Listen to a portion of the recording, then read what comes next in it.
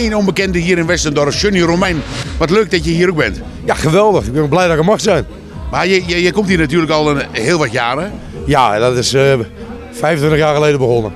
Dan werkte ik hier gewoon iedere week, iedere maandagavond en woensdagavond. En dan reed ik zondagsmorgens op mijn gemak in Oostenrijk.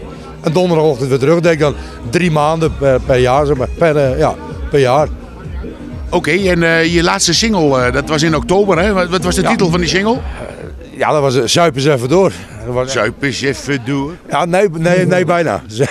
Dat is een cover van een Duitse band. En die scoorde daar heel erg mee met de Oktoberfesten. Dus we hebben geprobeerd om dat sfeertje naar het Nederlandstalige te halen. Ja. En dat heet de Saufambitie door. Dat is in Duits, hè? In Duits. Ja, dus voor de hand liggen het Zuip eens even door. Je hebt gisteren al behoorlijk gezongen. Dat was in de feesttent. Je was net aangekomen. Het was meteen weer een feestje met Johnny Romein. Ja, het was berengezellig. Erg gezellig, ja. En moet je de hele week moet jij hier optreden? Zometeen hier in de Dorver, denk ik? Nee, straks in Gerritsinn vanmiddag. En ik meen morgen in Dorver. Morgen in de Dorver en dan hier nog meer op het plein, geloof ik, hè? Ja, en dan nog in het plein, ja.